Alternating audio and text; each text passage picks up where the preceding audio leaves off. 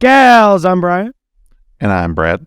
And this is Movies in Town. It's been so long, I don't know how to intro this. But today we're doing a special episode. It's a combo of Shazam and Black Adam. And since my thoughts can probably be summed up as Shazam, actually interesting. Not super beautiful. Black Adam, super, super beautiful. Not super interesting. Oh, come on. It's not that bad. I watched it again last night and Shazam the day before, and having them back to back with me knowing what I'm getting into was just, yes.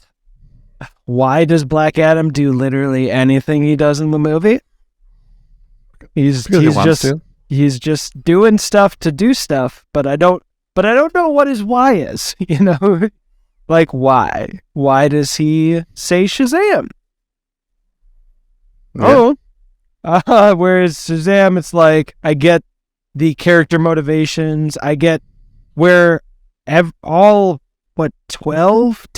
people, the full family is coming from, even if they don't get a lot of screen time. Whereas I still don't know what the Disney princess lady's name was in Black Adam, as I call her, because she wasn't given enough besides her exposition for me to actually glom onto her at all.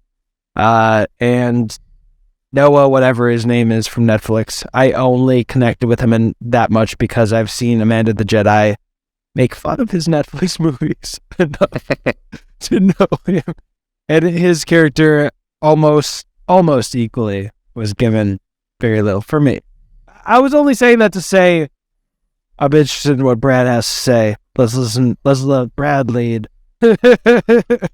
Yeah. Let's see. Shazam. I've never seen it before until actually I was on a vacation flight. So I saw it on a plane. It was pretty solid. I mean, we're still in the spoiler-free section, so let's not do a spoiler-free, or unless you want to, because these have been out, and also I wouldn't recommend, if you haven't seen Black Adam already, to see Black Adam. So that's a movie I'm okay spoiling for you. It's on HBO Max, and I don't know where Shazam is. I own it, so yeah, I now own a copy of it too. So, but you could probably find it both on HBO Max or something similar. So if you haven't, get out of here. Go! That community gif of go.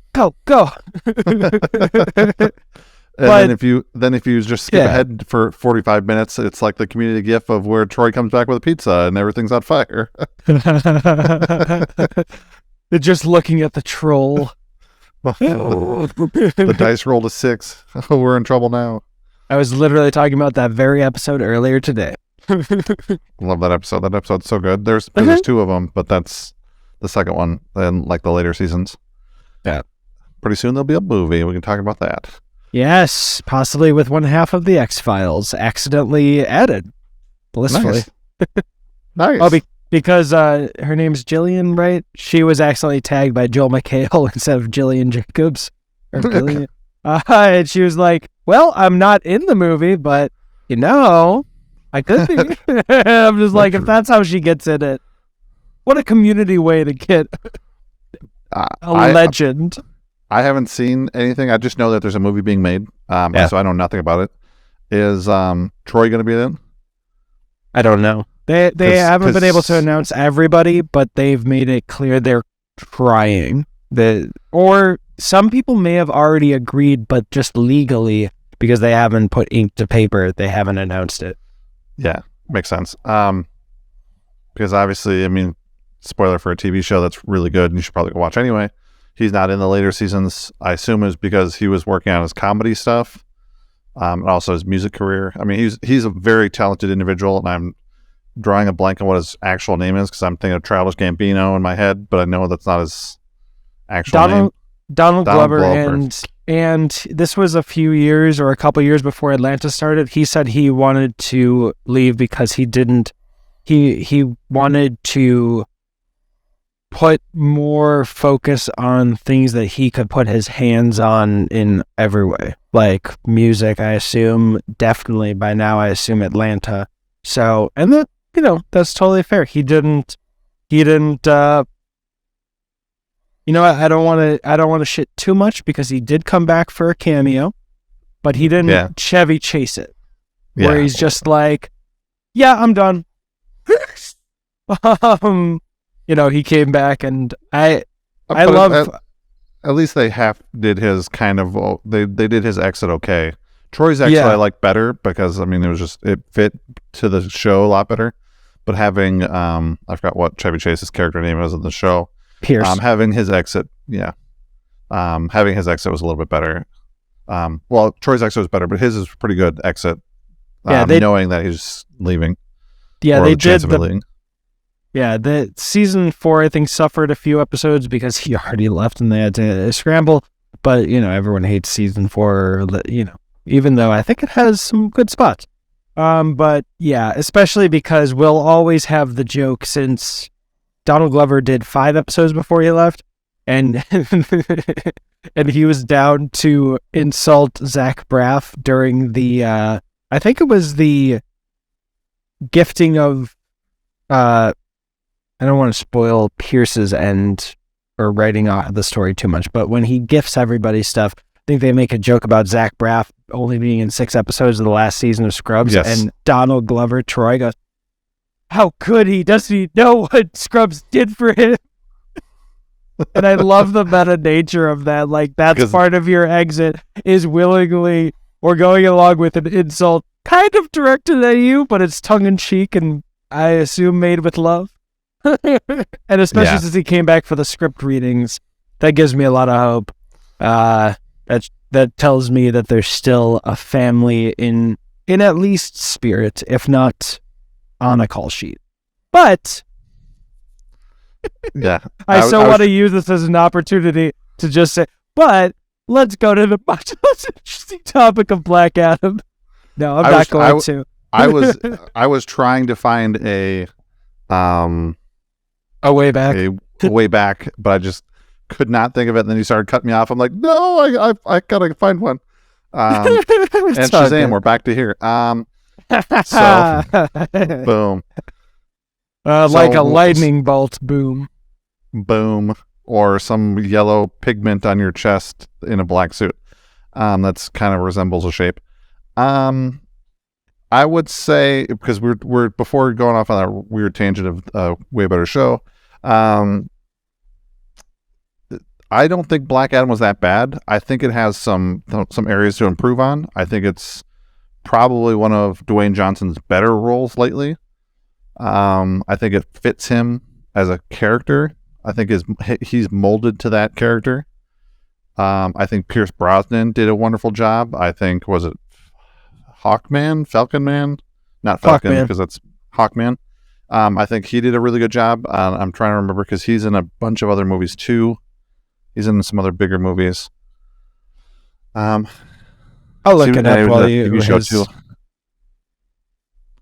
But I think he did a really good job. The Henry Winkler cameo was weird, and talking about how old his suit is, but he's got some like generic superhero suit that's just super generic and kind of modern looking. Yeah, I heard that complaint. I was too distracted with everything else to even get to criticize the suit.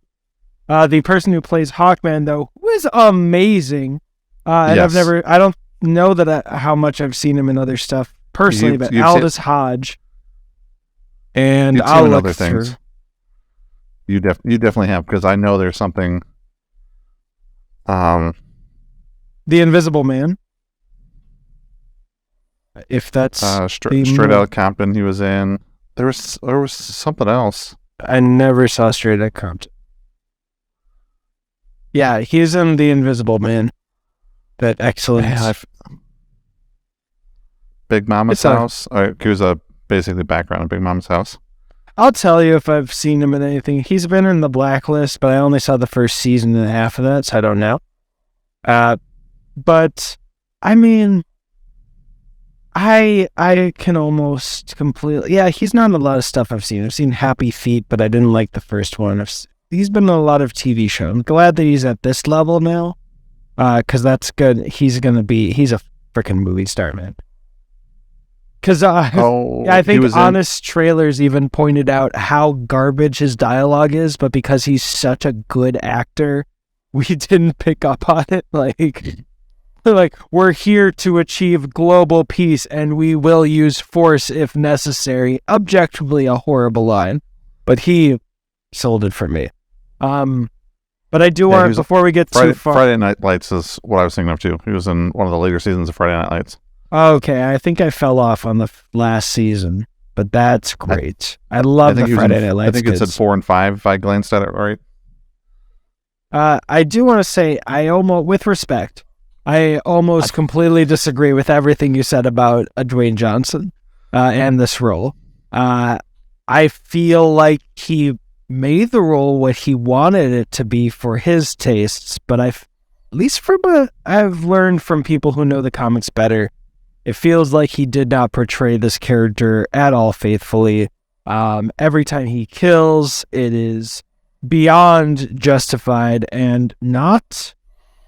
I mean, there's the part where he electrifies someone into their skeleton, but it's so CG, it doesn't feel brutal.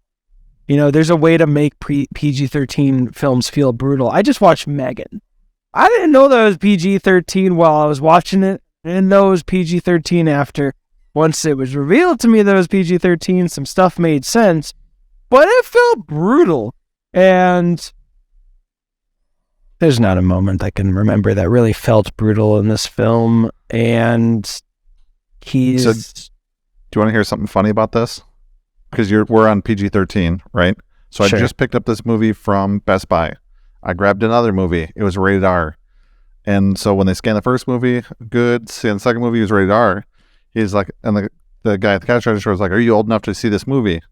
The movie was Planes, Trains, and Automobiles with Steve Martin and John That's Candy. R-rated? That is I don't R-rated even remember. movie. Oh, man. Considering the No Titanic... gore. Yeah, nothing. What? I was like, you got to be kidding me. Well, if you say the F word twice, it's automatically an R rating. That's Yeah, why I mean, he probably the does. King's Speech is R rated, because he says the F word like 9 times in one scene, even though that movie is pretty inoffensive, especially compared to his later works like Cats. Boom. Lightning boom. But really, especially putting them back to back, it was so clear to me what he tried cribbing from the first Shazam as well, and almost completely failed. Like the dynamic between Shazam and the young gentleman who's also in the foster home, I forget his name. The crippled kid? Yes. Okay. I mean, I don't know the one. I don't know how to say that without, I guess. You said it in, I think, a respectful way. He is crippled and he is a kid. You didn't say crippy boy or something. Yeah, which I don't know what TV show. Yeah, he has a crutch. But like that, he so clearly wanted to replicate that, but it doesn't work because we don't know anything about Black Adam. We don't connect with him. He doesn't open up. He doesn't. I mean, the most substantive conversation he has with the boy are, well, I guess 2 things. One, the boy strokes his ego with no evidence. Immediately, I think I've told you this in some other podcast, but like, you're more stacked than everybody. My mom said you killed some people, and I'm like, that's not more stacked than Superman. Superman can kill a bunch of people. He did in Man of Steel. He's dad. I mean, he's powerful. That's fine. But immediately jumping to, you're more stacked than Superman, Aquaman, The Flash, Wonder Woman. But all I've really seen of you is you're sleeping in my bed, and you haven't even crashed through my bed wall, which doesn't make sense, because he literally lifts up the boy and then later decides, I'm not going to lift up the boy again or just shoulder check him on the way to the door. I'm going to smash through this and then float down the hall very slowly so that he can have the second substantive conversation is, you need a catchphrase. What? Actually, that was surprising. Look, for all the political messaging and stuff, and it's good messaging. I think it's there might be an argument for it being very lazily put in some cases. There might be an argument. I'm not making that argument right now, but because I want to point out that the boys almost like one of the first conversations he wants to have with him is, yo, but we got a capitalism, you. What else are you gonna do? Your family's dead. Your friends are dead. We got to get those lunchbox money, dog. It's just like, it's like, how do you take a kid who's supposed to be super woke? Like that's his position. He's supposed to be very mature for his age, know about all the political wrongdoing in his area, presumably learning from his mom. That's good. Cool. All right. That tracks. And then immediately he's like, we gotta merchandise though. It's like, yeah, but the kid, if you look in his room, is very understanding of the superheroes because his whole room was the Justice League. Yeah. I think Black Adam crashed or punched through everything except for Superman. I think it was. There was one of the Avengers that didn't. Wonder Woman. Wonder Woman? Oh, was it? Okay. Yeah, in a weird way, if you want to get super cynical about it, I'm not saying anyone has to. His desire to not be sexist towards a woman makes him sexist by making her the only one not worthy of him shitting on. If you want to go super hard with your, I mean, technically, like not treating everyone equal. Actually, I remember having a friend, I was joking how I really like flirting heavily with my guy friends because I'm straight. The ones that I've flirted with previously, as far as they've shared with me, I don't know. They're straight. So I find it super funny because no, we're not going to have sex. It's just a variation of jokes I can make to them, like, hey, what's up? I want to make out. Like, that's funny. And she was arguing with me that because I said, and I'm never going to do that with my female friends because it could be misunderstood. That's where I was coming from. And she's like, no, you need to do that to me too because equal. And she was right. She's technically right. But I was like, nope, that's my rule. If it can be misunderstood on accident and accidentally be misconstrued as misconstrued as sexual harassment, I'm not going to do that. So it technically could be sexual harassment against another male too. I mean, just pointing that out there. But I don't know. I think that's a guy thing. I think a lot of guys do that. Or like intentional sexual harassment. Like, yes, I've had a guy friend who's like, I don't like that kind of joke, and I'm like, okie dokie, no more jokes because you've told me.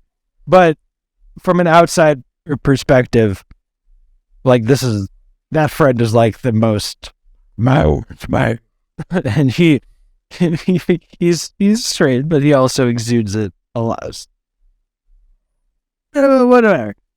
I respect the boundaries of my friends, but yes, from like I was saying, I don't probably cut some of that. Oh wait, I don't edit this. Whatever. That's all I was saying is in a weird way, he kind of was a little sexist by not equally shitty. And besides, his electricity was supposed to be accidentally hitting all those things, even though we know he was like, yo, for the sequel, I want to cuck Superman. So like, let's lay that groundwork now. Yeah. Technically, so I don't know much about the comic books between Shazam and Black Adam. For me, the movies are very similar, which is why I kind of want to talk about them together because they got their powers pretty much from the same way. With Black Adam being an anti-hero, and then Shazam being an actual hero, I guess. So he doesn't necessarily have to do good things. He coincidentally does good things because it appeases Black Adam. But he doesn't necessarily need to do good things since he's an anti-hero. Yeah. So, I mean, I'm just kind of splitting hairs, but that's the thing. Like, I wanted him to do a potentially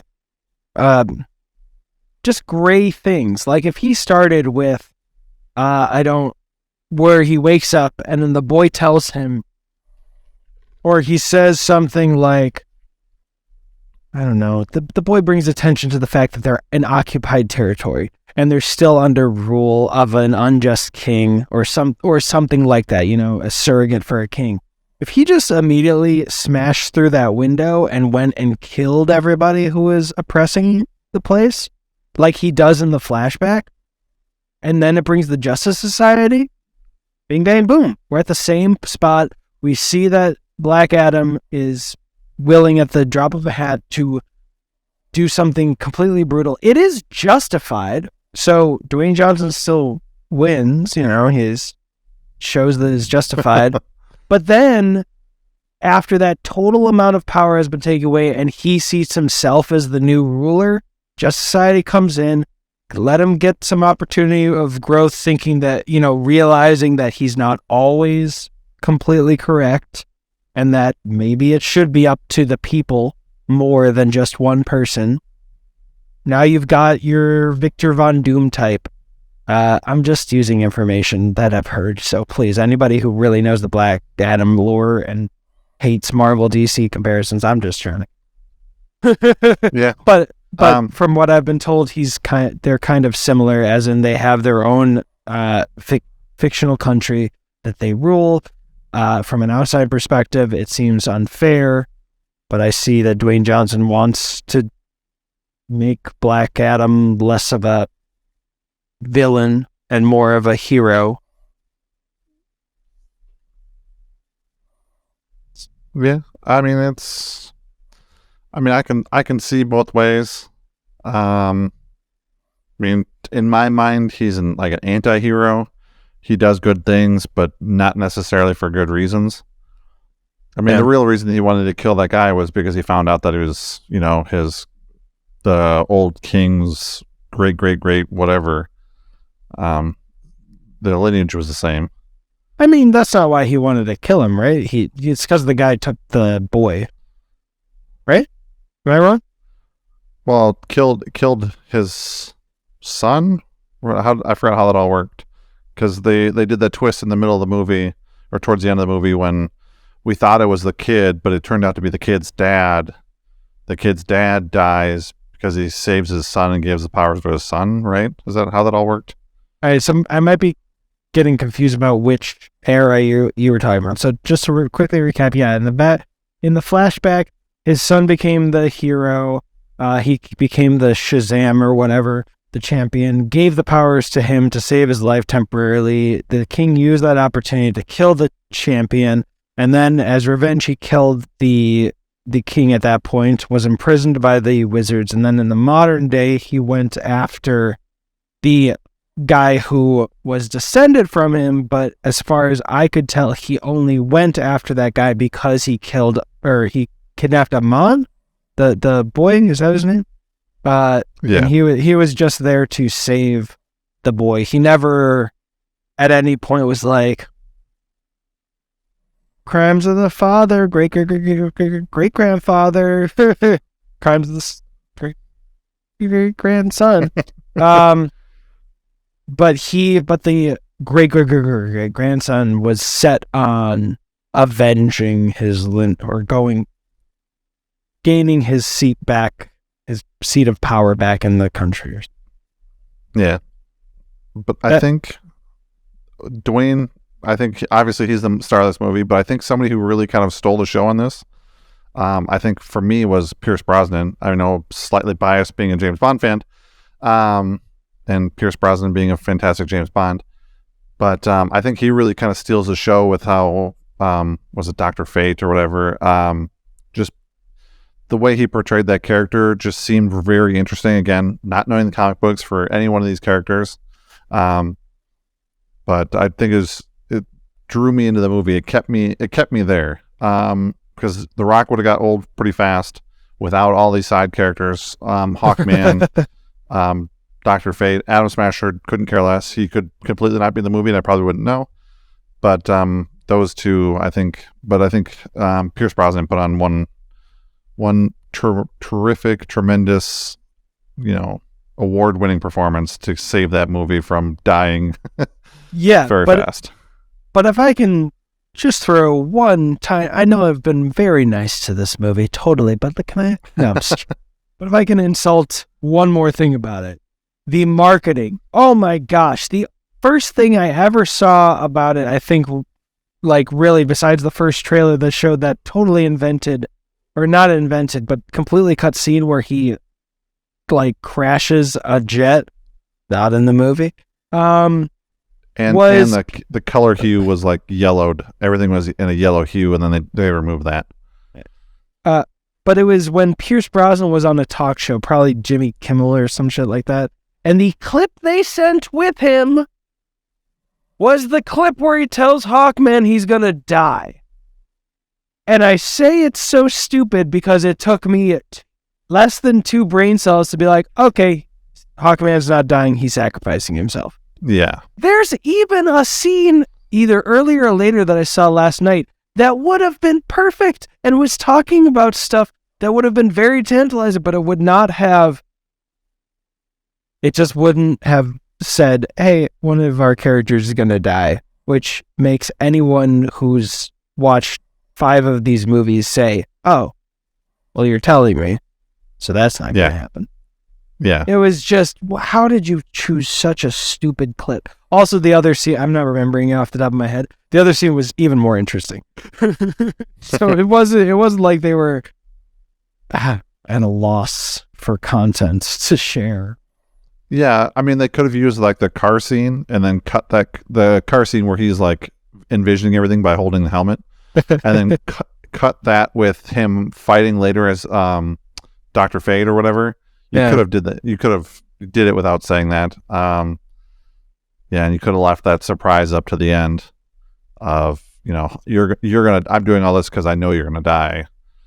You could have left that at the end, and it would have been. I wouldn't have said a surprise. But we probably would have had a clue that somebody was going to get sacrificed or die. But then at least that would have prolonged that to the end of the movie, and you're like, oh, okay, he did all of this stuff because he's trying not to let this happen. But yeah, I don't know. If you want your kids to have good lessons, show them Puss in Boots: The Last Wish. like I was going through my head and thinking, this is the first time. Like, I know Dwayne Johnson makes movies with math, as in, this character will bring this audience. This character will bring this audience. This will be when I saw his Jumanji 2, Welcome to the Jungle, his first one. And I say that because Robin Williams did the first one. I saw it and I was like, this is a perfect 4-quadrant film. I can see how it relates to everybody and everybody can enjoy it. Good job. So, like, that's always been a part of it. I've seen Skyscraper as being, Die Hard, PG-13, marketed towards the Chinese audience to get China's box office. Got it. That's that, man. This is the one where it just so smacks me in the face. Like, this is the math. This is the math. We want the teeny boppers who want a horrible romance with the Noah guy from Netflix. We want teeny boppers who like Disney princesses. We want middle-aged women who want strong maternal figures shown in their movies. This is all great stuff. I'm not shitting on it. We want young boys to see themselves as, Aman. We want not the older generations, fans of Pierce Brosnan, to come. We want Hawkman, great, strong character who is a person of color, and we want the wrestling and the hardcore fans of The Rock. And it just, you could have had all this math in it, and as long as you pumped enough character into each person to make me forget, I'm sure, Puss in Boots: The Last Wish did a lot of that. Or all big movies do a lot of that. It's just actually giving enough character to make it worth it. Maybe, right? And here's my theory on this. So that's your theory. My theory is he's he's looking at the resume of Mr. Arnold Schwarzenegger. It was like, all right, you were in this kind of movie. I need to do like children's movies. Like, I need to do a Christmas movie. I don't think he's done a Christmas movie yet, but that's on his list. He's like, oh, Terminator. How can I compete with Terminator? Well, why don't I come back from the past and do Black Adam? Come back from the past to save the future. So I think this is his list. This is like, all right, Arnold Schwarzenegger did this. I need to do this. And this was him checking out the box of like Terminator 1. Yeah. And he was also hoping to get a Terminator 2, but he's not going to get there. And I also know he explicitly has modeled a lot of his career after Will Smith's, because there's footage of him talking to a talent agency, like putting on a presentation and saying, now I like what y'all did with Will Smith, but with respect, I want to do his career, but better. And I guess you could argue that he might have done it better, but also Will Smith's is another career that seems deliberately, you know what, I will insult him because he seemed like a child at the Golden Globes or whatever that was. It seems deliberately mediocre. Like, he's able to do these more substantial films, and I like iRobot. Like, that I think is the best Will Smith blockbuster movie of all time. But he can do these deep acting roles, and he's so talented. So is Dwayne Johnson. I know Lon Harris from Screen Junkie felt like he was reading my thoughts.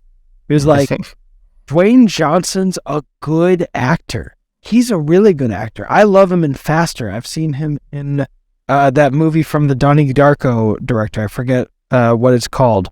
But he plays a remarkable character there, very different than what he normally does. He was in Be Cool, which is the PG-13 sequel to Get Shorty. People may not like the film completely compared to Get Shorty, but he plays another remarkably different character. I thought he did a good job in The Tooth Fairy, which is, it's one of those kids' films where it seems like every wrestler has to do on their journey to, Dave Bautista's done something similar. John Cena, that's just something that happens. He even did a good job in there. But he's just so dead set on making every character his persona, or it feels like that, like Hobbs and Shaw. Watch Fast Five and then go to Hobbs and Shaw and try to justify that they're the same character. He starts with, "Stay the fuck out of my way." He gets the F word in that PG-13 film, to, "It's my cheat day with my daughter, and I'm super feminist. She can climb this mountain if she likes, but also I put in my contract that if Jason Statham gets to kiss a pretty lady, I get to kiss a pretty lady too. Because we both gotta look like we're worthy of kissing pretty ladies for our brand." It just, I don't know. It's his life. It shouldn't affect me like that, but it's just I don't know. It's like, what do you care about? Like, I want to know. Yeah. It took me a long time to even empathize with him over the whole candy-ass Fast and Furious thing, because I think the first time he sounded like a human in an interview was like a year ago. And everything else was either calling someone a candy-ass or seeming starting like some kind of beef. Yeah. Or seemed like it was premeditated, prepackaged, how he was talking about it. The moment he sounded like he was just talking like a real human being, I was like, man, that must suck. That sucks that you're in that position. It so rarely feels like he's being a human. That sounded so mean. I hope everyone understands. And now I'll shut up for 30 minutes. So to compare this movie to Shazam, they get, and this is why I wanted to kind of put them together. They get their powers in basically the same way, through the same council of wizards. Black Adam gets to see all of them, right? The beginning, and Shazam just gets to see the one. And that makes sense based on the story in Shazam too. But, yeah. So I mean, I think it's, and when I was watching Shazam, I was like, because I saw Black Adam first, then Shazam, I thought it was like weird seeing the same council gave the same powers to the two different people, two different champions like that. Yeah, it just felt it felt wrong. But then from that point on, the movies went in completely different directions. I think Shazam is a pretty funny, kind of underrated superhero movie. I know it falls into DC, so most of the DC brand is a little bit on the darker side, where Marvel is a little bit more on the lighter side. They have like Daredevil and Punisher, but that's kind of like their it for dark side, really. Yeah. Where all the Batman stuff, Blade. Yeah, I guess, but yeah, they haven't done anything with that IP in like 12 years now. Oh, Mahershala Ali is Blade. His voice was at the end of Eternals, and they're making a Blade movie or show. I forget. Yeah, maybe that doesn't get canceled somewhere along the way. I mean, Marvel doesn't cancel shit, except for Inhumans, and that was because Ike Perlmutter was like, "You unseated me, Kevin Feige. I'm bringing it to television to really do it justice." Yeah. Okay. Well, I mean, cool. I guess they're gonna do a Blade movie in the next 10 years. No, I mean seriously. No, I mean this was like 5 years ago. They brought Mahershala Ali after he won, or no, it wasn't 5 years ago, but after he won his Oscar for Green Book, the movie that the year I thought Blindspotting should have won Best Picture, but it didn't even get nominated. But in all fairness, Green Book did solve racism by having a white person teach a black person how to eat fried chicken when they always knew in real life. Anyway, he took his Oscar. He took his Oscar and like basically dropped it on the table. Or if you watch Silicon Valley, he basically took out his balls and dropped it on the table. He's like, "I'm Blade now." And Kevin Feige was like, "Yes." Yeah, 2024 is the estimated date, and I guess it's got Kit Harington in it too. Yeah, because they're doing like a Marvel Knights thing, which was the more mature brand of Marvel comics apparently. And I do want to not make it one-sided. Shazam, I've seen pointed out, it has the very fair criticism that Billy Batson the child and Billy Batson as Shazam, they don't seem to be the same character. No, not even a little at bit. all. So I want to be fair. It's not perfect. It's just I would much rather have a Shazam movie than a Black Adam movie. It's not as beautiful visually, but yeah, I mean, I can see they're definitely not the same character, but I can kind of see some of it being, he is kind of a timid kid that got beat up quite a bit, tried to stand up for certain things, was trying to run from his life basically, and then now all of a sudden you're big, bad, bulky, have all these superpowers. Now you're confident. But yeah, they're still not the same person. It doesn't feel like they're the same person, but I think outside of that criticism, I think all the other criticisms of that movie are pretty minor. I still don't think it's like a top tier movie, but I think it's definitely well under the radar, definitely underrated compared to a lot of the other superhero movies that get all the attention, like Black Adam, like Batman, like Superman. So I hope the second one does better. But I thought it was funny. I thought it was witty. I thought it was, kind of like, what's like 13 going on 30 when they do the body switches. Yes, I love 13 going on 30 is when she gets older. She doesn't, not Freaky Friday. No, but they still do like the body switch where all of a sudden the kid becomes old. So now they've got all the grown up things that they can do as a grown up that they couldn't do as a kid. So what's the first thing he does? Buys beer. Like the first thing, like you find a teenage boy 13 14 and say, all right, you're an adult right now, you're now at 28, what's the first thing they're gonna do? They're gonna go to the store and buy beer. Like he went into a strip club. Yeah, he went into a strip club twice. Yeah. So made some jokes about that. I mean, I thought it was pretty well done. I thought his interaction between him and his the I'm gonna call him brother, his foster brother that he gets along with quite a bit. Oh yeah, I had that up so that I'll find his name. Yeah, so I thought those two interacted really well, both as Billy and as Shazam. Yeah, I thought Freddy. it was really cool. Freddy. Yep. The only thing that I really got confused with was Shazam. Was at the end of the movie when he separates his powers, or I don't want to separates because we don't actually know. He Gives his shares. powers to all his family members. It seems like one can float, one can run really fast, one has electricity. The girl, I don't know what she got because she was just kind of getting beaten up.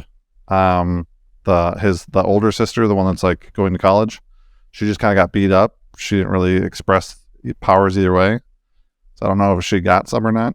But I don't. The only thing that confused me was I'm not sure if he just gave the powers of individual things to each person, or if that was just, they gave him all of his powers or a fraction of his powers to him, and they only chose to use one.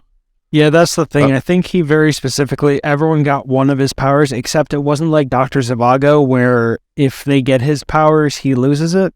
It's more like, copy my homework. And I can confirm that Shazam is on HBO Max, according to Google. But...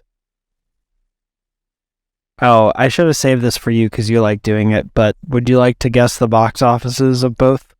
Unless I you already haven't looked looked up. at the box offices of either one. You want me to give you the budgets, their budgets first? Well, let's do the budgets. I'm going with Black Adam. I'm going to say at least 100 million, probably ballpark closer to 200 million is my guess. So my official guess will be 200 million. But For I bet budget? you if for budget. Okay. So Black Adam, it's been reported by THR that Black Adam's initial budget was set at 190 million, but that due to larger than expected reshoots, the budget increased to 260 million. Oh wow! Okay, I was about to fist pump, be like right on the money, but no, I'm pretty far off. Well, if they didn't reshoot and throw stuff out, it sounds like, then yes, he would be close. And what do you think Shazam's budget was? This is 2019. I don't know how much that factors in. Some CGI, not as much as Black Adam. I'm going to say it's going to be obviously lower. And they're making another movie, which makes me think that it has to be pretty far low, because if they're going to make a second movie, they had to have made money in the first. So I'm going to say closer to 100 million. Exactly 100 million. Oh, nice. So I'll fist bump myself on that. I'm going to look up Shazam 2's budget, but what do you think their box offices were? Black Adam, I feel, did better because The Rock pumped it so hard. I'm going to say that was close to 600 million. 392 Oh, million. wow. But with how hard he pumped that movie, I was assuming that'd be way higher than that. Yeah. Shazam, I'm going to say 280. 366.1 million. So Shazam did basically the same as Black Adam with half the budget or almost a third of the budget, and no real stars to speak of besides the main actor from Chuck. Zachary Levi or whatever. Yeah. And that's no insult to Zachary Levi. He was in 2 Thor films as Fandral. He was supposed to be in all the Thor films, but Chuck, one of the seasons, got an extension, so he had to drop out. Ironically, he was able to come back in because the person who replaced him was too busy on Once Upon a Time, or whatever that show is called. So they both kind of got their parts as Fandral because the other one had a TV show that was too successful. I feel like the bad guy in Shazam has been in some other things. Oh, Mark Strong. Yeah. Well, wait a minute. I mean, he's not Kingsman. A lead, but Merlin, Mark Strong, he was also in Green Lantern as a villain. Jimon Hansu. They're not anyone that Dwayne Johnson would say. Dwayne Johnson would not say any of them are on his level, let's say, as leads. So, talented. Kick-ass. Yeah. Yep. Tinker Tailor Soldier Spy, I do remember that. Zero Dark Thirty, I remember that. I mean, I remember him in these movies. Obviously, Kingsman. Cruella, I don't remember him being in that one. Who's probably her husband or something. Cruella's husband. I assume he was a bad guy in that movie. He was in. Yeah. He was. I think he was the assistant, and he wasn't as much of a dick as he was the assistant to the mother-ish person. Anyway, the budget for Shazam 2 with Helen Mirren and oh god, I feel very disrespectful for forgetting Helen Mirren and who is the queen who I'm forgetting? Lucy Liu. My god.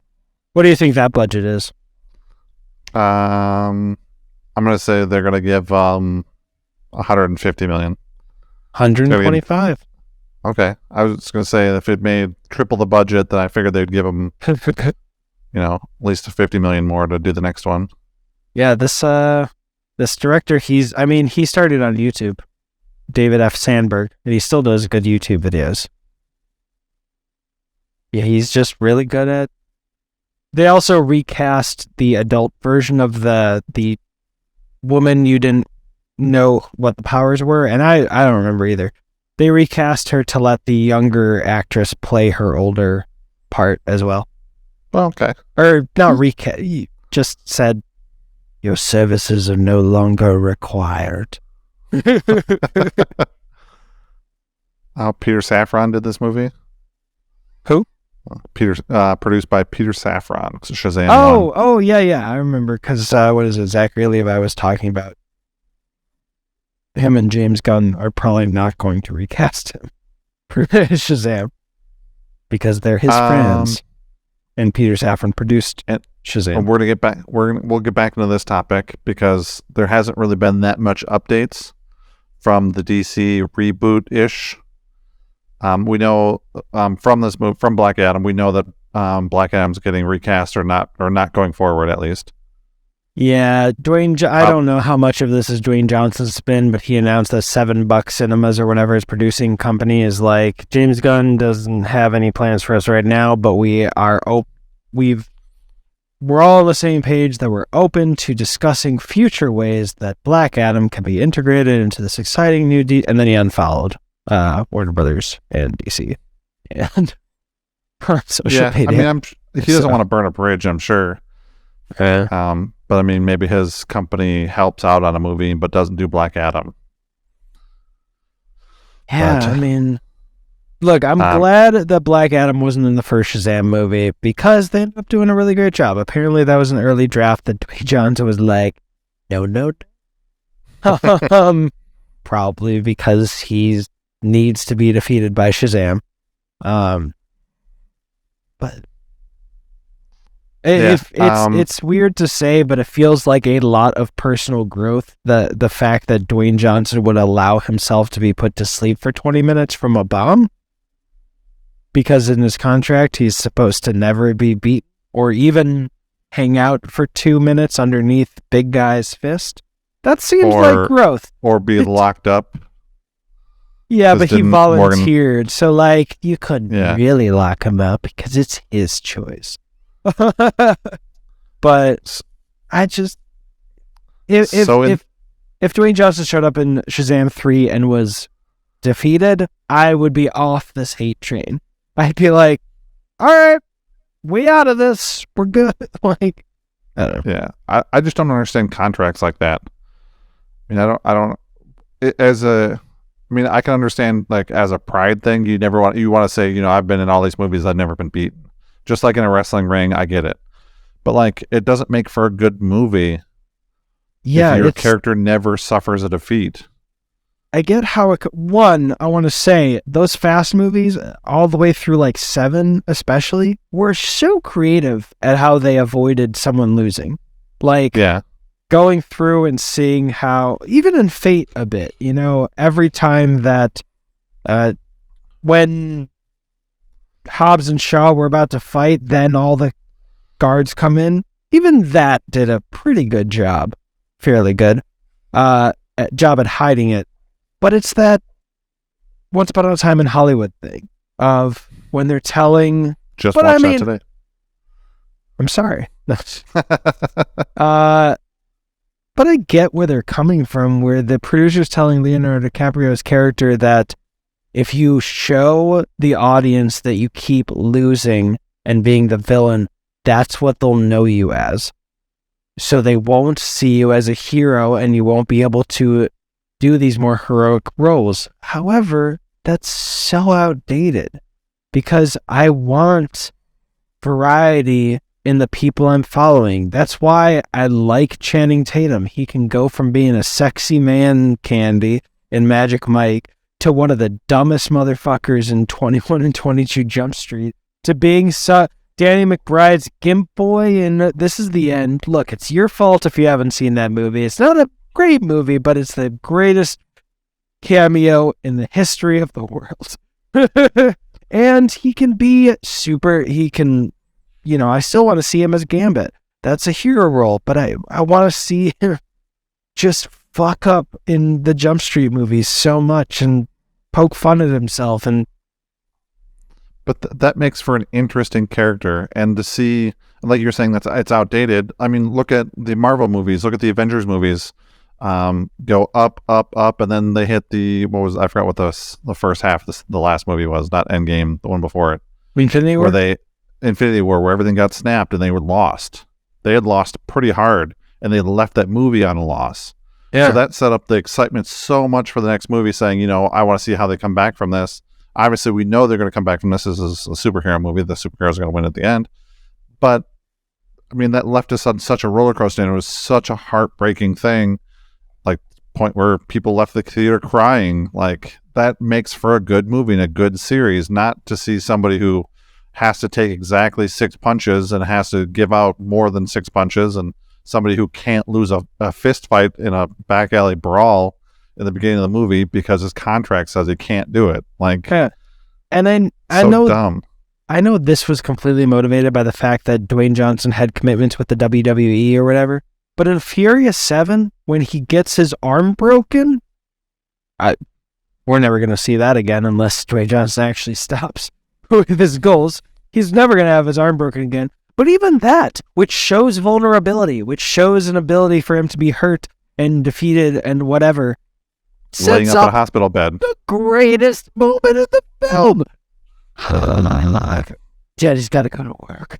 That is so good. And it wouldn't have been possible if we didn't show a bit of weakness in Dwayne Johnson's Hobbs. And yeah, it just sucks. It just sucks. It makes for an uninteresting movie when stuff like that, when it's already written and you already, like, because this is such a big ordeal, just like Vin Diesel. Vin Diesel's another person that, again, in his contract says it can't be beaten, can't lose, whatever. It has to take the exact same amount of punches, and that's why, The Rock is famously not in Fast and Furious anymore. But it makes for an uninteresting movie when you can't lose. Like, there's no possibility of losing. I mean, if Vin Diesel in Fast 10 does the Infinity War thing where he loses big, where he's basically dead and loses a fight to, I forgot who's Batista, who's in the bad guy next Momoa. Movie? Jason Momoa. And Jason Momoa beats him, like, to submission. And they end part 1 of Fast 10 that way. And then he has to climb back out of the gutters, to win at the end of 10. I would be ecstatic for that, but I don't see it happening because he's just like The Rock. He's very machismo and he's got to be the winner. Just, it makes for a super uninteresting movie when stuff like that happens. Now you take somebody like Zachary Levi, who had to learn, was basically in the gutter and got his powers, had to figure out a way to get back. I'm still kind of lost there in the middle. I didn't take a big loss, but still kind of lost in the middle to turn around and have probably one of the greatest superhero scenes in cinematic history, where him and the doctor were floating in floating in the air. Wait, are you having a bad guy monologue? Yeah, he's having a bad guy monologue. I don't have super hearing. Yeah, there's traffic and wind. He's like, I can't hear you. I mean, it just makes for a way better movie when stuff like that happens. So going to Blackout knowing he's not going to lose at all, knowing that he's never going to get defeated. Even at the end of the movie, he's not defeated. I mean, like, you're an anti-hero. You got to take some losses. So. As far as Vin Diesel, I'm predicting if he's gonna die, that it's going to be a sacrifice play. Yeah, and then he's he can be come out more on top. Yeah, it's gonna be like Iron Man's exit in Endgame. Yeah. And I would love that, but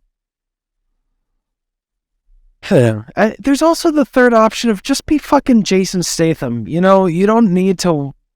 You can not lose every fight, but you can also just decide to play with everybody.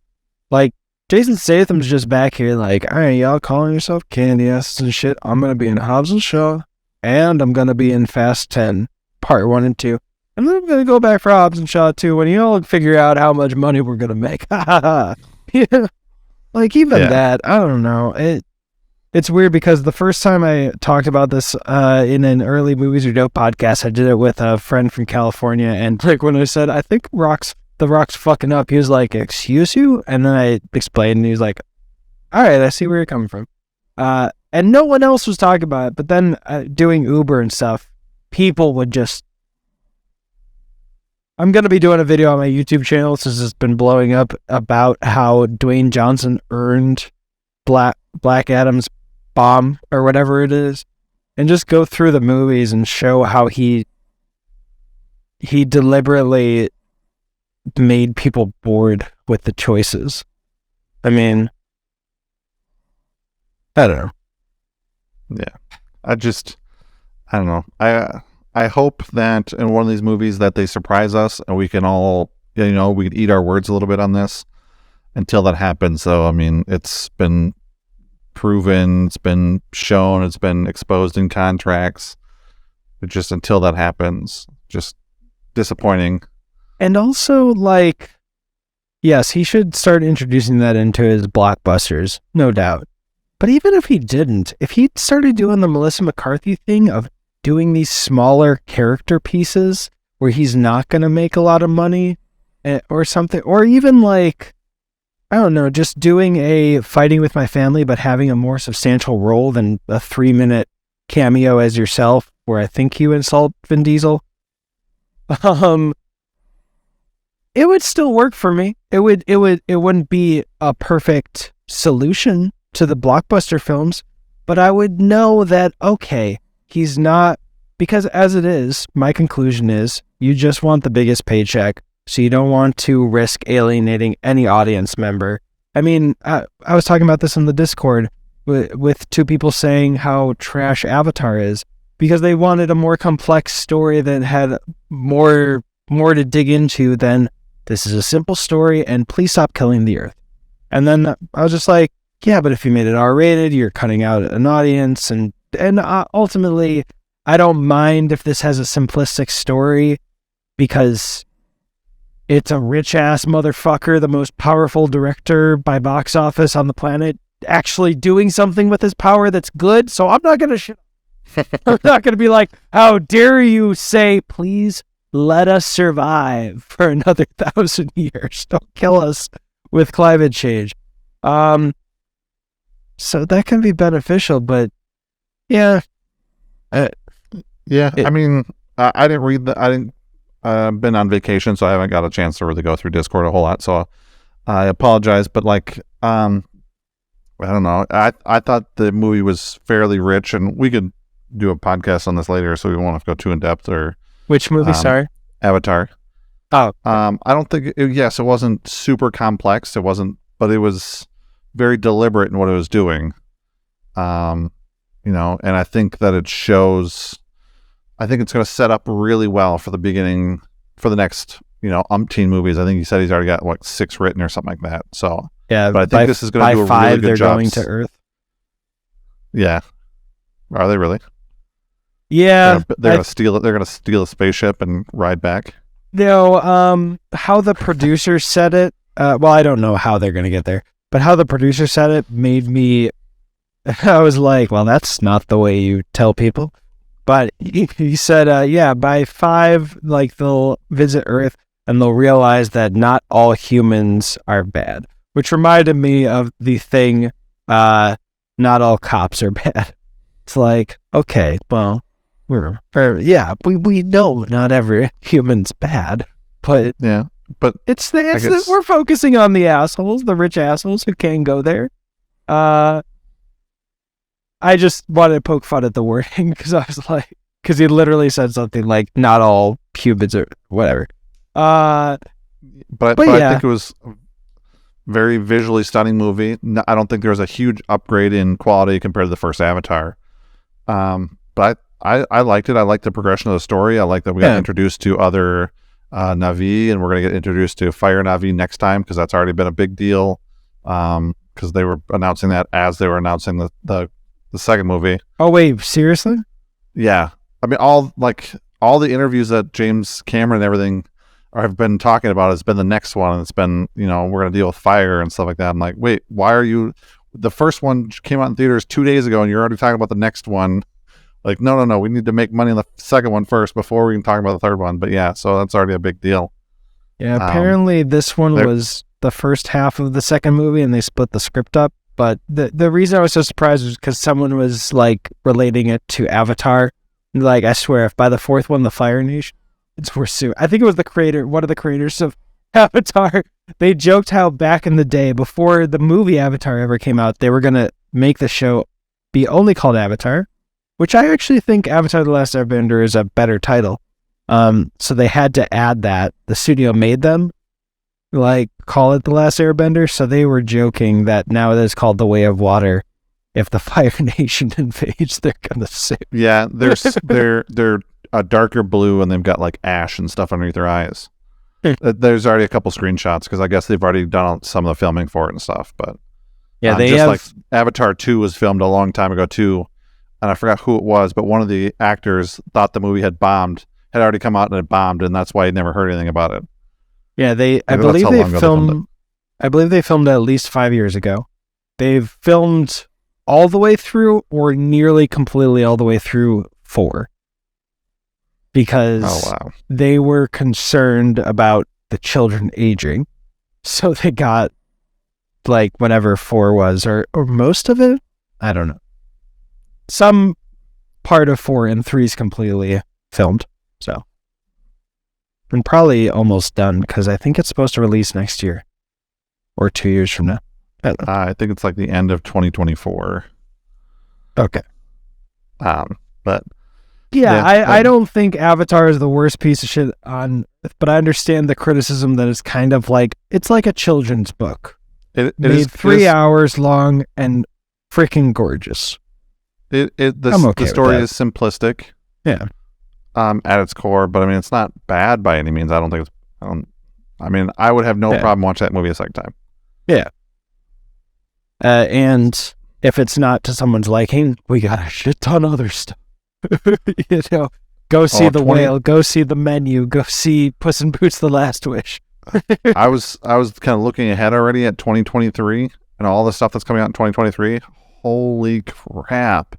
There's so many good things that look like they're going to come out in 2023. Just big movies, not even the smaller indie stuff. The next Mission Impossible movie. Can't wait. Dune 2. I mean, I can't wait for Dune 2. That's Fast supposed to be at 10 the end of this year. Part 1. Yes, Dune Fast 2. 10 Part 10. Is that intentional? What? You said Fast 10 Part 10. Part 10. Oh, I was trying to Google quick while... Or Fast X, whatever. Quantumania. I haven't watched that trailer. I don't want to. I'm avoiding it just to... Aquaman 2, the new Transformers movie, the new Indiana Jones movie, the new Creed movie, new Teenage Mutant Ninja Turtles movie, Guardians 3, I'm sorry. Oh, yeah. Winnie the Pooh finally came off of... It's now public domain, so there's now a horror Winnie the Pooh movie coming out. That's been on home video for a long time. Everyone should just know. What? Winnie the Pooh Blood and Honey is a low budget, apparently crappy horror movie. It looks fun, but apparently it's just, yes. As soon as the rights became public domain, the distance between that happening and them shooting was a straight line, and it was short. So just remember, when it's coming out in theaters, you can buy it at home or rent it. Well, another scary thing, I don't want to say scary, it's exciting for us as consumers, scary for other people. Steamboat Willie comes up at the end of this year, January 1st, 2024. Steamboat Willie will be public domain, and that is the first orientation of Mickey Mouse.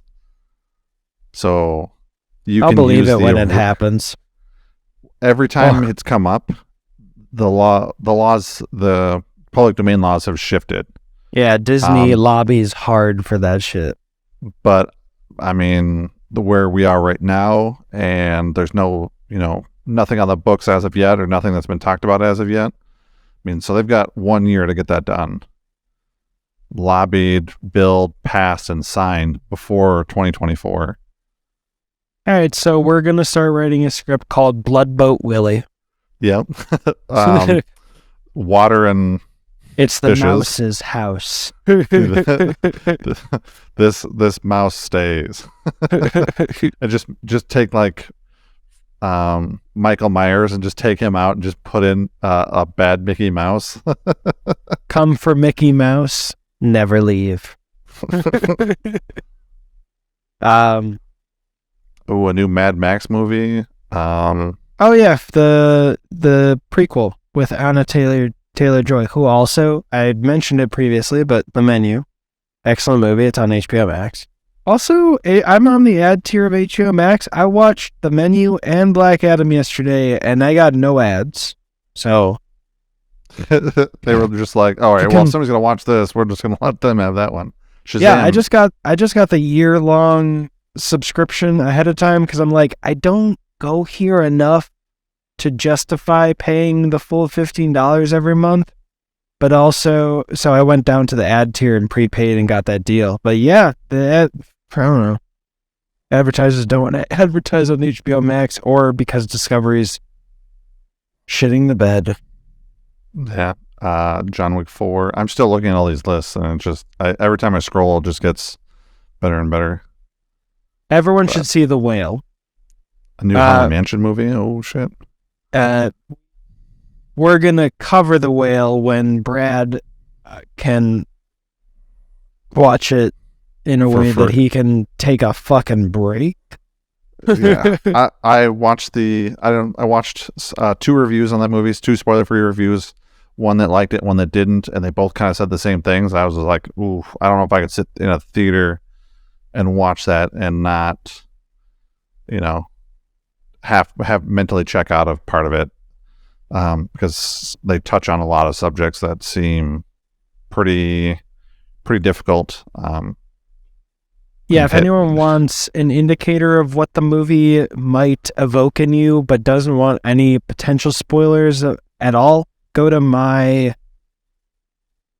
Instagram, Movies Are Dope, and just look for The Whale. Like, it might give you some guesses or insights at it, but my reaction, what I put down there, is technically unrelated to the film, but it's what I wanted to share because of it. I don't know. Should I say it's heavy? Because I'm talking about myself, but it might be heavy. It's a heavy topic. Heavy topics. Oh, no, I was talking about when I talked in the 300 I'm words talking or about so. The movie. Yeah. But the main woman in there, she's also in The Menu, and she's in another movie coming out about artists that looks really great, and she is just, gosh, she's got to be my favorite actress right now, because I didn't know who Hong Chow was before The Menu. I saw Watchmen, the TV show, so never mind.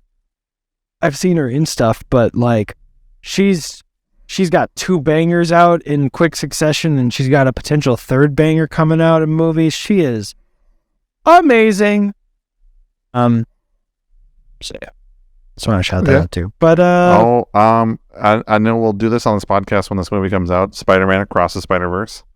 I have blissfully avoided every trailer, though some headlines have told me stuff. But yes, we will. I don't know. So, yeah, Shazam and Black Adam. Oh, okay. So here's a question I'm going to ask you before we get into kind of the ratings that feels like we're kind of winding to this. Would you rewatch these movies in the future? Would you want to rewatch them? Would you rewatch them if you had nothing better to do? Would you rewatch them if they were on TV? Would you actively go to somebody's house that has never seen this movie and say, you know what, you should probably watch this movie? I'm going to rewatch Shazam 1 eventually. It's just a fun enough movie that, yeah, that'll happen. Especially this time. All right, so I actually liked Black Adam more than I did with this last watch, which doesn't, no one will believe me because I've only been shitting on it since I saw it. And that's fair because my grade was a negative the whole time. But this last time, the benefit that the music gave really didn't work this time. Like, if you rewatch it, actually, I would say this. Fine, I think it's 30 minutes in, but find where Black Adam first comes out and mute it and just watch it. And without the da na na na na na na na na na na na, which is a song that, it pulls me up. Or the score before when he's like slaughtering everybody. It just... Actually, this was a lot with Van Helsing, a movie I do like. The travel sequences in Van Helsing are like big, boring, wide shots with good music. And I didn't realize until the last time I watched it how boring those parts were. And I think that applies to Black Adam. It's gorgeous. They definitely put the money into the VFX department, the color grading, the whatnot. But man, that music did the movie a lot of favors. And no, unless, I don't know, I have a friend wants to laugh at it and hate watch it, or for some reason an audience I guess I'll have to watch it again for my Dwayne Johnson earned Black Adam's box office video, whatever, but outside of doing it for work or because a friend is really convincing that they want to hey watch it and they've bought the beer, no, because I know it's unhealthy and it's dramatic, but it's just depressing to see someone flush talent from money. Yeah, I can't say I wouldn't be better, or I can't say that I would be better. No, I don't know what I would be like if I'm being offered $10-20 million up front and box office on the end. I'd probably get very safe. But hopefully a friend would be like, remember that Blind Spotting is your favorite movie? And I'd be like, oh shit, where's David and Rafa? He needs to write this. I need talented people who push the boundaries and don't play clean with their material. They're not squeaky clean and everything. I need some reality, some grit, some, otherwise what am I going to be proud of in terms of my work? I'm never going to be proud of my bank account.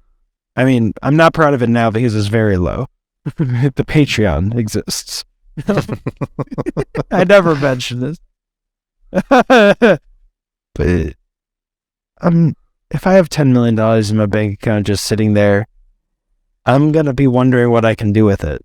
What films my friends can do, what studio we could do, what podcast, I'm not going to be like, yeah, I've done all of a sudden you're gonna 20 films. Snap your fingers and you're going to disappear.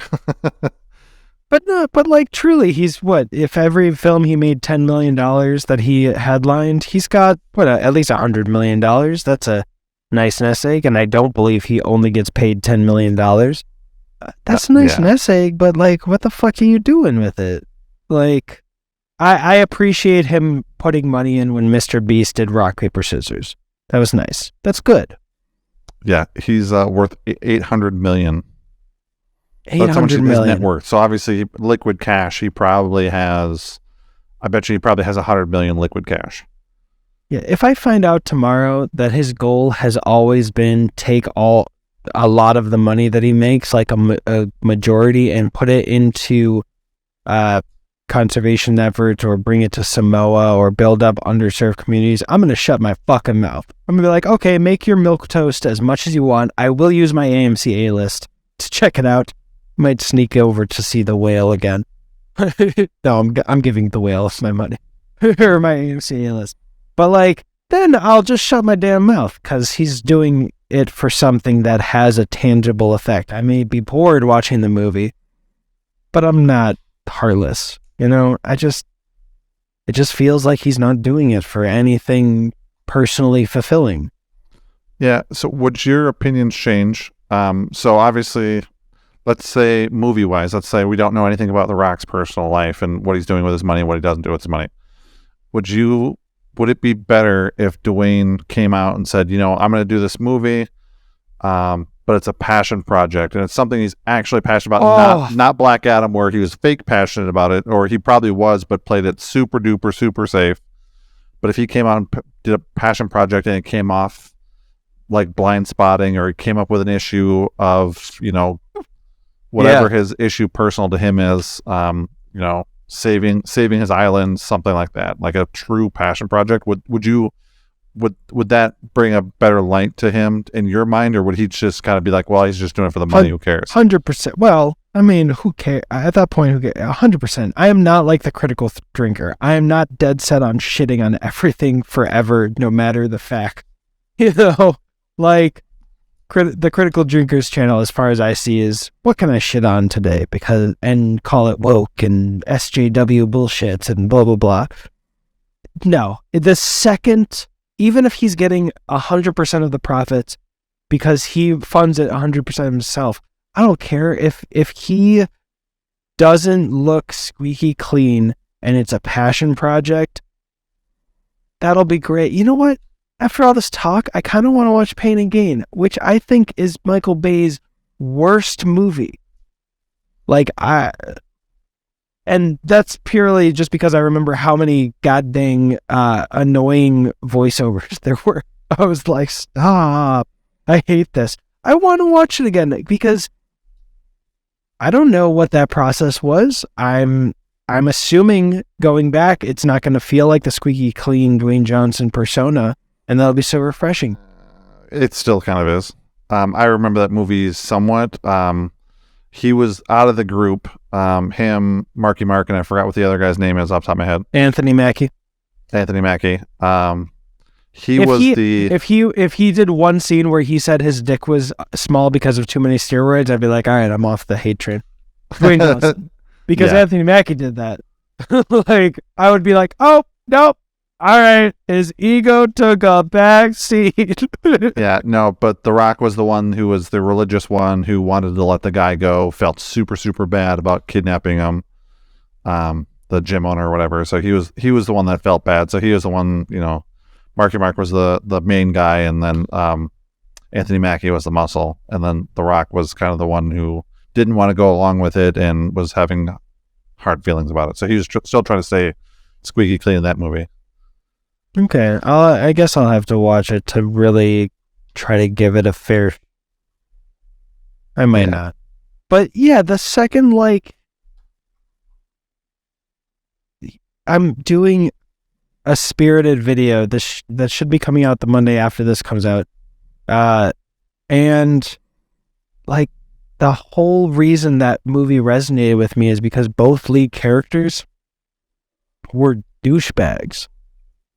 Like total pieces of shit, and they found redemption in their own way. But really, good afternoon. Yeah, but I mean, truly, that resonated with me because they had a journey. And when's the last time we had a Dwayne Johnson movie where his character took any type of journey, as in he's a different person by the end of it, and not artificially? Like Red Notice. The whole time he was there's so many fucking twists to make them all look good except for Ryan Reynolds. Because because Ryan Reynolds doesn't give a shit if he looks bad. And that's working for him. It's healthy. Dwayne, learn from your co-host. But, you know, there were so many twists that you found out the whole time Dwayne Johnson, like, decided to get himself arrested. Like, that's how much of a G he was. It's just like, you can always end up being that squeaky clean image by the end, and that's the image people walk out of the theater with. But just start a little dirty, you know? Yeah. And it's, I mean, you know what? I'm trying to go through his movies, trying to scrub through his movies real quick, and I cannot find one where he truly takes like a real journey for him. Yeah, I don't know that there's a journey per se, but definitely check out Faster. You know what? This is all parasocial frustration for me. I'm being totally honest about that. But part of the reason is because there was such promise at the beginning. Like, it's more frustrating because I saw the potential that was there, and then it was squandered. Like, my daughter now is 11. She's amazing. If she turns into the biggest piece of shit in the world as an adult, that will hurt more because I knew she was amazing when she was younger. She had an open heart. She pushed back and challenged me on things. She didn't just blindly listen to me. She's made her own thoughts. She's made me grow because of that. And she is, I've literally had a teacher when she was like 8 come up to me and like compliment how kind she is to other students. If she sees someone that's having a bad time who she normally doesn't hang out with every day, she'll go over and check out on them. I didn't teach her that, or maybe I did. I don't know. She's better than me. That's all I'm trying to say. If she turns into a massive piece of shit, I'll always remember how she's better than me at 11, and then she had that huge fall that it would be squandered. That's why. It's totally parasocial. I need to get over it. I need to leave him to do his own shit and just maybe check out of watching any of his movies because they're disappointing. But it's, you know, it's like, imagine if Robin Williams decided to only do Disney animated films because they gave him the big bucks. We'd end up with the Genie. But if he did every single one, we'd end up with some stinkers. That wouldn't be Robin Williams. He wouldn't have the textured career that we look back on. Even movies that apparently are bad, but I haven't seen them since a child, but I had liked them, like Flubber. You know, Flubber, Jack, his comedy where he talks about his demons and that. Robin Williams wouldn't be the Robin Williams we know, remember, and who had hurt to lose. And it's small, but I like any time I see like Dwayne Johnson having his daughters put makeup on him, because I'm like, all right, that's coloring a little out of the lines in terms of a traditional male Hollywood star. But yeah, it's unhealthy of me to have this disappointment because it is parasocial, but it's also like, I hope it's coming from a place of not love. What do you say? Like, I hope it's coming from a tough love kind of place where I don't want to get him fired like everyone wanted James Gunn to be fired.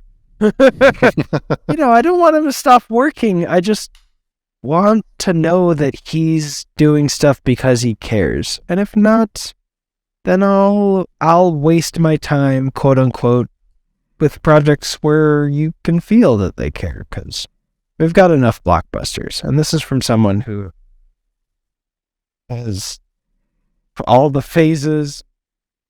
I'm a total simp for blockbuster movies. You know, Right. Got enough of them that you can feel that they put their sweat, blood, and tears into. Yeah. Like The Whale. He's going to be a great politician because he already does all the bullshit that politicians do. And yes, The Whale. God, I hope he doesn't become president.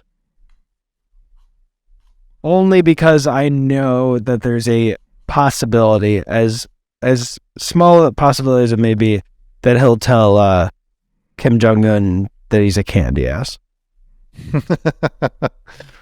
Oh, yeah. So let's break this movie down, right? Shazam. What do you give it? What's your dopometer? You go first, because I got to remind myself. I already had to look it up earlier, so I had it sitting up by my side. So I'm going to give Shazam a joint, which is the middle of the road. It's a fine movie, not amazing, not bad. It's good. It's solid. Rewatchability for me is probably up there. I'll probably watch it, every so often, not super often, but I would say it's funny enough. I think it'll last. I'll probably watch it again before the second movie comes out because I'll want to see the second movie. I'll probably watch it again.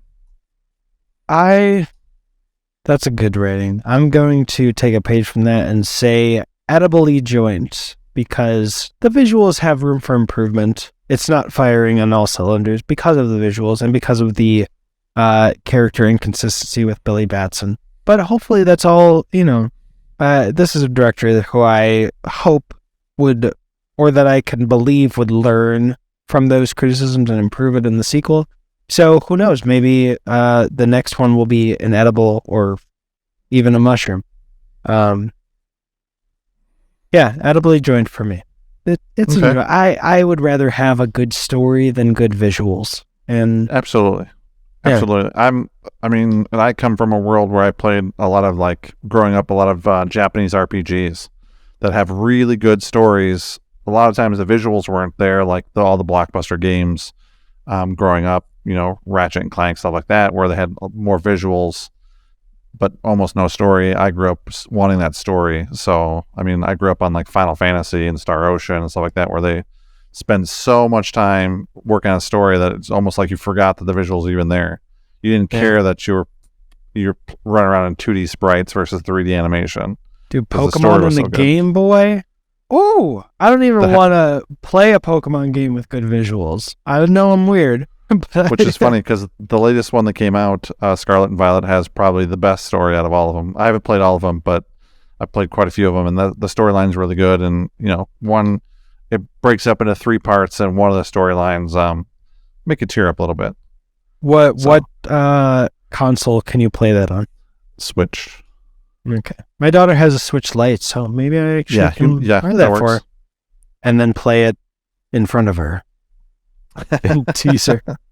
All right, what's your ranking for Black Adam? And I don't know if I can do this, but we're gonna do it anyway. I'm going with a Molly Skunky. Wild card movie that was fun to watch. Was it a good movie? Hell no. Being Molly Skunky, it's a movie. Those 90 minutes better spent elsewhere, probably. And this movie was 2.5 hours. Probably better spent somewhere else. Was it fun to watch the first time if you turn off your mind? Yeah, it was a lot of fun. Yeah. Watching planes get smashed out of the sky and I know they cut that. Did that was in the trailer. Lightning. Yeah. When he right? Yeah. Just to TLDR this, I said it in some Bond podcast probably, or in another episode of this, but if you haven't heard that. So back in, I love this so much because back when Iron Man 1 was coming out, you've already heard this, Brad, I'll speedrun it. There was a rumor that the jet sequence with Iron Man was completely faked for the trailer. It looks gorgeous. And Jon Favreau came out and said, yeah, I didn't spend 1.5 years working on this sequence to cut it just to make it for the trailer. It's in the movie. And then this, 15 years later? Literally? Almost 15 years later, because that was 2008. They have a plane sequence with 2 jets, and he smashes one, and it's not in the film. I just love that. It's a nerdy connection that tickles me. Sorry. No, you're good. Yeah. So, but, it's still, I would still turn off your brain. The Rock's going to do the Rock things. Dwayne's going to do the Dwayne things. Is it fun to watch? Yeah. It's still fun. Turn off your brain. Don't think too hard. Sit back, and it's fine. But I mean, is it a good movie? No. Is it going to hook anybody in on the story? Probably not. You probably went to see the movie like everybody else because the Rock was in it. It was the next superhero movie. It was advertised like nobody's business, and you probably had to go see it so you didn't feel like you got left out. Oh God, I just thought about the advertising. Oh, Normally, advertising is double the budget. So even if they just add 190 million, not 260 million like the full budget, that means that the whole budget minimum was $450 million, where Shazam at most would have been like $100 or $200 million with advertising. Yeah, damn. Yeah. Okay. I mean, they can thank The Rock for doing a lot of their advertising, but there was still commercials. I mean, it was still... I would blame The Rock for his advertising because I'm not even kidding. This isn't even me. Watching other YouTubers' reviews, they made fun of the fact that he wouldn't stop comparing Black Adam to Superman. Like, please stop talking about how strong he is. My God, I don't care. All right, so my ranking would have been exactly the same as yours if you asked me after a first watch. Like, I see there's flaws. I see the math that I explained earlier. But I don't think you should really waste your time, but you'll enjoy it. But now, after seeing it 3 or 4 times, I don't want to say poison, because it's not. But skunky, I can't recommend it to anybody. I thought Hobbs and Shaw was funny on a first watch, and that one grew old, and this grew old for me a lot faster. And like my buddy Richard, who loves the Fast and Furious movies, loves cars and shit, he saw that first watch, Hobbs and Shaw, was like, that is a piece of shit. Like, he hated it more than I did. I think that's an accurate summary of his reaction. Like, he disliked it more than I did on my second watch.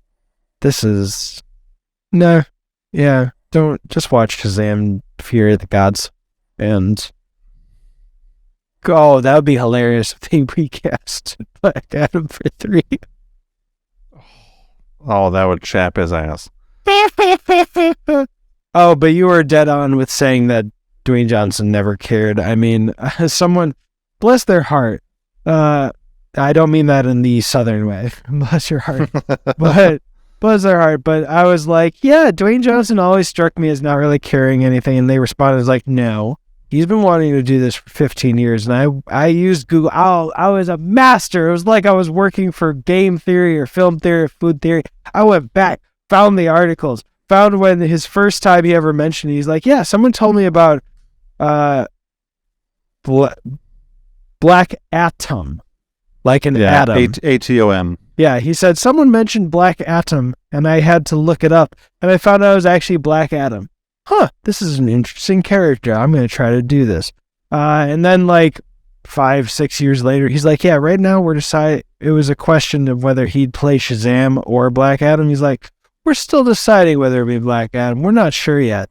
And I was like, wait, that was the first time that I was like, you don't care. Okay. And then I think right before that or after that, I think he wanted a superhero movie, and I think he just couldn't figure out which one he wanted. Yeah, but I think he wanted to be listed as, one of the superheroes that everybody remembers. He almost did Lobo, which would have blown me away if he actually did Lobo how Lobo is supposed to be, from the little I know of him. Like, if he does Lobo tomorrow, I'm like, okay, he's doing his Deadpool. Return to the page. But either before or after he said he didn't know if it was going to be Shazam or Black Adam, he was talking about he will be more powerful than Superman. We want to find someone as powerful or more powerful. And I was like, but Batman isn't more powerful, but he's a more interesting character. Why is the strength and the strength issue comment and the I don't know if it's Shazam or Black Adam were the first things that ever made me think, oh, he doesn't care. No, he just wants his name on a superhero. He hasn't done one yet. He needed to check that off his box. And I think his first post about this movie, he on Instagram he described Black Adam as a superhero, and I remember someone on Facebook sharing that and be like, Black Adam is an anti-hero. He doesn't even know that Black Adam isn't a superhero. Wow. So, yeah, it's skunky. It's, I don't know. Yeah, disappointing. It could have been really cool. It could have been awesome. Unfortunately, The Rock's contracts won't allow it to be awesome. Very cookie cutter, very safe. No real excitement.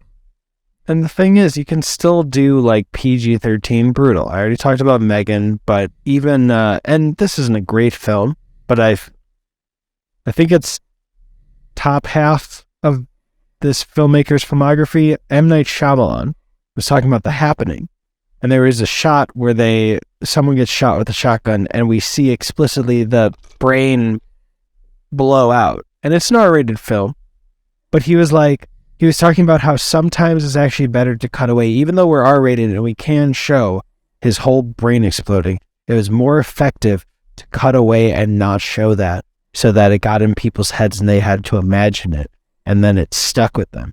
It's like, you could have made Black Adam brutal and horrifying and scary and not made it R-rated.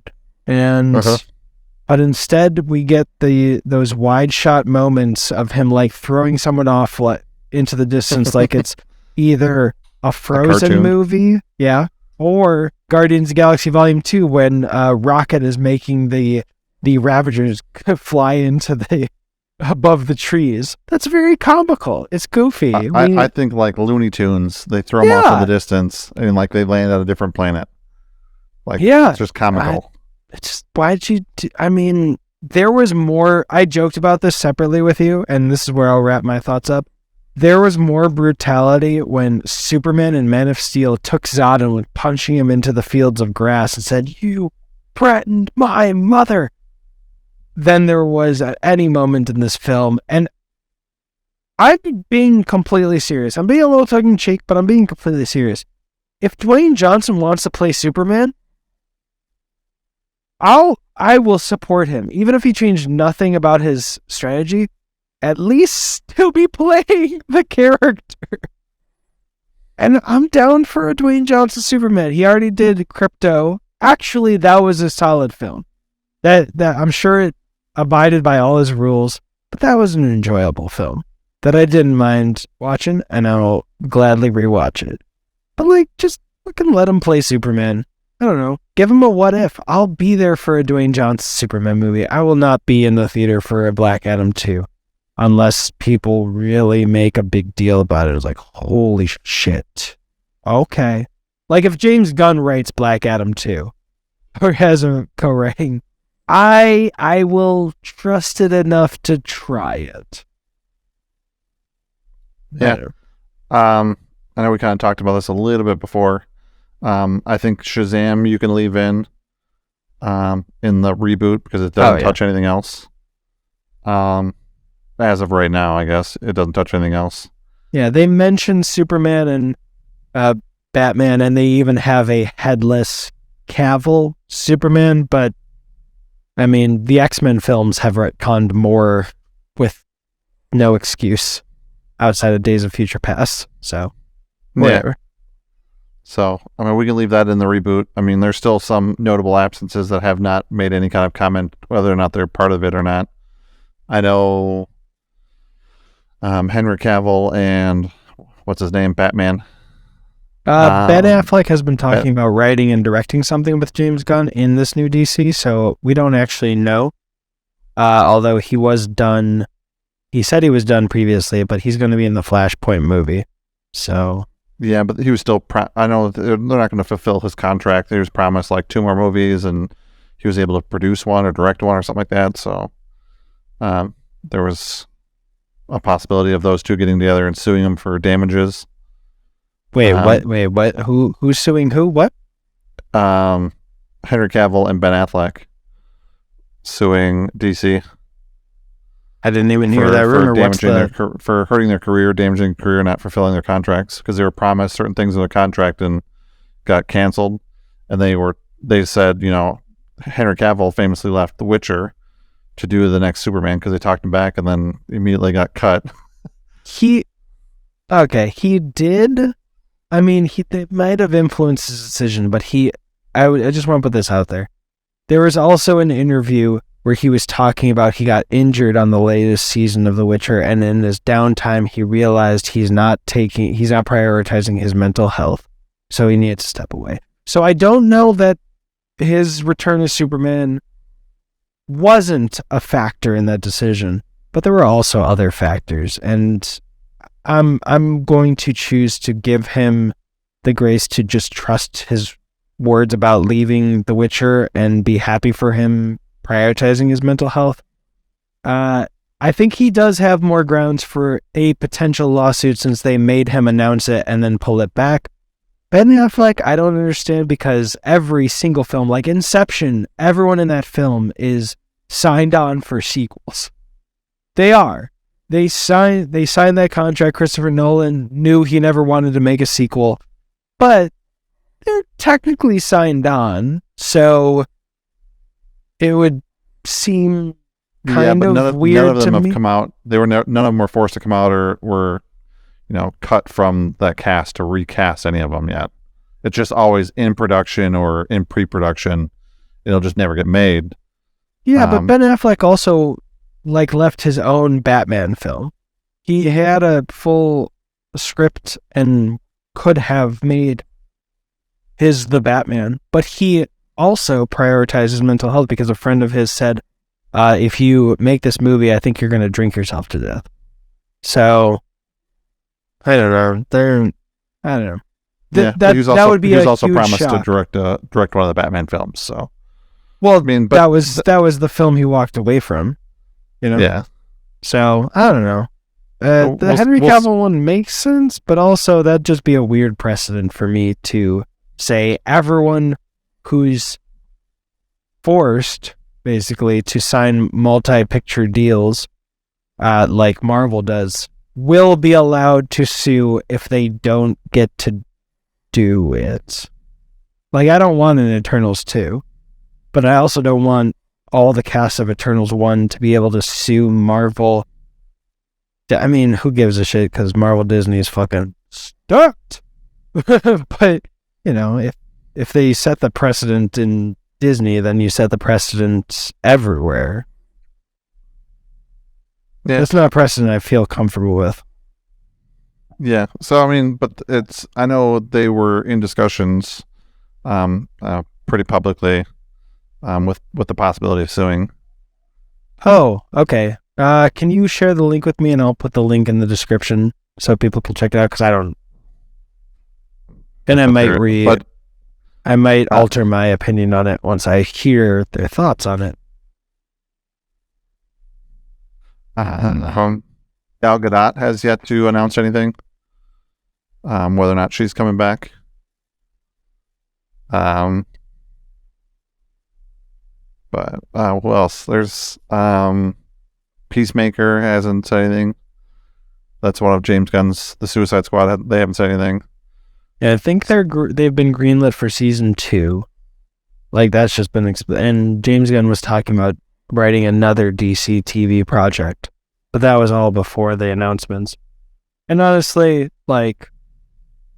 I would be frustrated if James Gunn felt that it would only be fair if he cut one of his projects because Peacemaker is so good. I hope he doesn't feel that pressure. I'm just going to trust that he's not that foolish. But if he cuts it of his own free will because of creative reasons for a future project, I'm going to be like, fuck, I don't like that, but we'll see. I know Margot Robbie's not getting recast, so since she was part of the Suicide Squad, that gives me hope. Yeah. Yeah, and they're still going to do, I think, 2 more of the Batman movies, or 1 more of the Batman movie.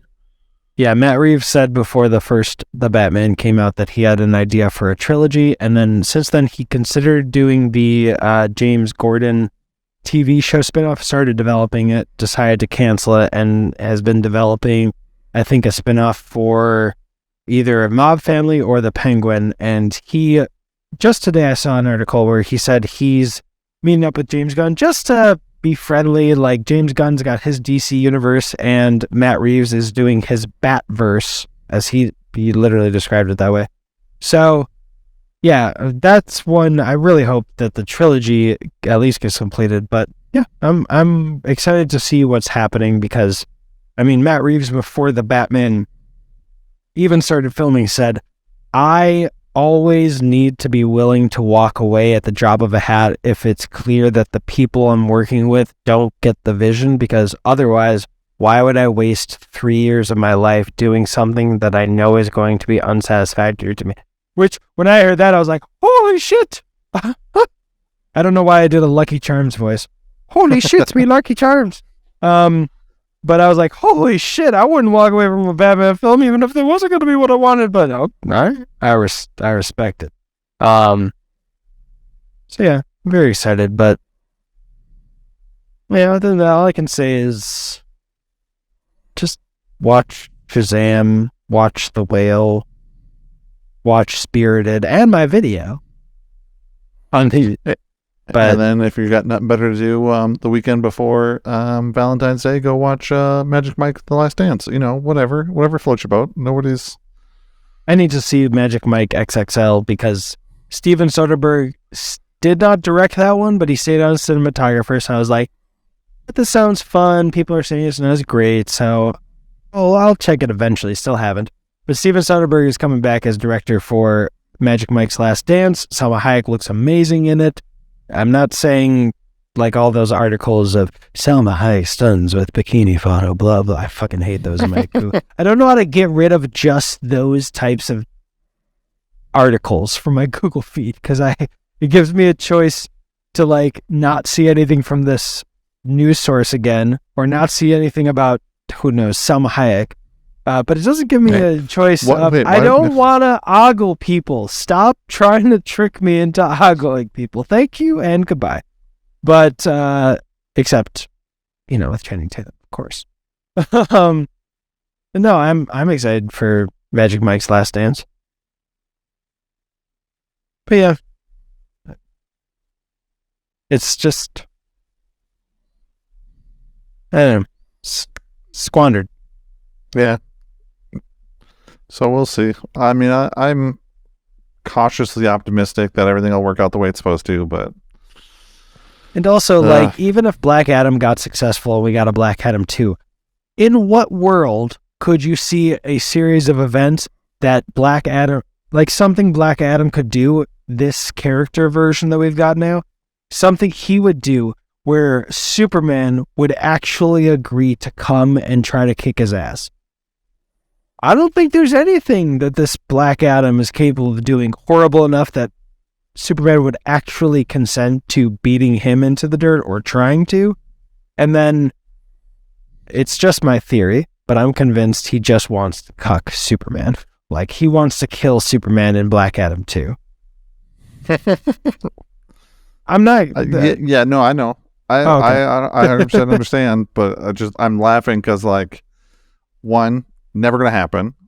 Two, his ego has pushed himself that far that he's got to do that. Otherwise, he's not going to participate. That's what it comes down to. It's like his ego will not allow him to participate in the second movie if he doesn't get to beat Superman. That's why he pushed so hard instead of fighting Shazam first and then making Superman intervene or something, and then fighting Superman because he intervened, which would make sense. No, dodge that, skip right to Superman, and I've got to beat Superman first movie. Black Adam 2, I've got to win. That was another part of the math equation that I didn't see, is courting the Snyder fans, which it's a smart business move, because you give them one compliment and they will die on Twitter. Like, the amount of people who want to drink James Gunn's blood because he did not bring back Henry Cavill's Superman is alarming. So that was a smart decision on Dwayne Johnson's part. But yeah, I don't know. I'm tired of talking about Black Adam. Yeah. Well, this movie may have been a joint I guess for Shazam. Or an edibly joint for Shazam. Or a skunky Molly for Or Black just Adam. skunky for me. For But Black either Adam. way, movies are dope because It is. movies These are dope. dope. I don't know if it was if it was intentional, but I appreciate you not saying these movies are dope. I had to break out the cobwebs. It's been a couple weeks. Shazam is dope. Yeah. Black Adam, not as dope. Yeah, I mean, again, if you watch it once, just don't watch it again. Like, keep that memory. Keep that, whatever, your memory can only be worsened with rewatches. I don't know.